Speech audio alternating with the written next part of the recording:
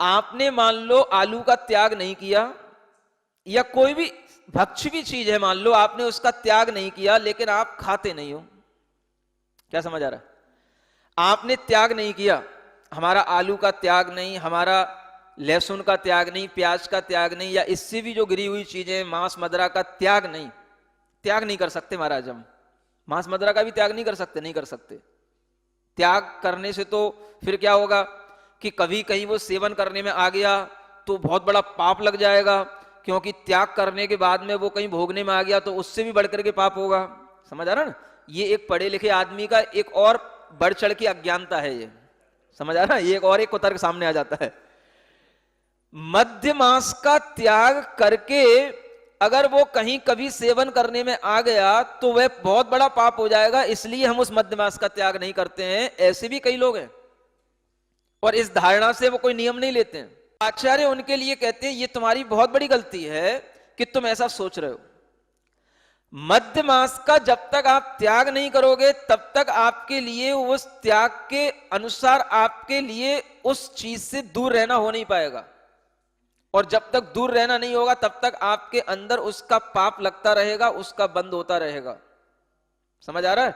अब जब कभी आप ये पता नहीं पड़ा, अब देखो ना, कहीं दवाई खाते हैं तो दवाई में भी कहीं कुछ होता है, एल्कोहल होता है कि कहीं कोई कुछ भी हो सकता है, तो हमारा मध्य मास का नियम बिगड़ जाएगा। समझ आ रहा है? ये भी कहना गलत बात है। जो मध्य मास का त्याग आदमी ने किया है वह उसने बुद्धिपूर्वक, एक श्रावक की बात कर रहा हूं, जो श्रावक इस तरीके से प्रारंभिक स्थिति में त्याग करता है उसका त्याग उतना ही करने के लिए कहा गया है कि पहले तू देखा देखी जो सामने स्पष्ट दिख रहा है पहले उसको खाने का त्याग कर। समझ आ रहा है? जो एल्कोहल दवाई में या होम्योपैथी में या जो बाद की चीजें हैं, ये सब बाद की बातें हैं। समझ आ रहा है? ये त्याग अलग चीज है। अगर अष्ट मूल गुण भी होते हैं, उन अष्ट मूल गुण में भी ये विभाजन होता है कि अष्ट मूल गुण का मतलब है बड़े बड़े पाप से बचना। पहले मध्य मांस मधु का त्याग कर, जो साक्षात देखने में खाने में आ रहे हैं उनको नहीं खाना। जब इतनी बारीकी से जब तेरे में त्याग करने की भावना आएगी, या इतना बारीकी से जब तेरे को त्याग होगा, तो वो कहलाएगा एक प्रतिमा का व्रत। अष्ट मूल गुण का निर्दोष पालन करना तब हो जाएगा जब उसमें अतिचार भी ना लगाए वो। समझ आ रहा है? इसको आचार्यों ने कहा अगर तू अतिचार भी लगा लेगा तो इसमें कोई बात नहीं है, लेकिन तेरे लिए जो बहुत बड़ा पाप हो रहा था वो बच जाएगा। कभी कभार जो दोष लगेगा वो दोष तू जानबूझ के नहीं करेगा, कोई स्थिति परिस्थिति बस करेगा तो उसको अतिचार कहा गया।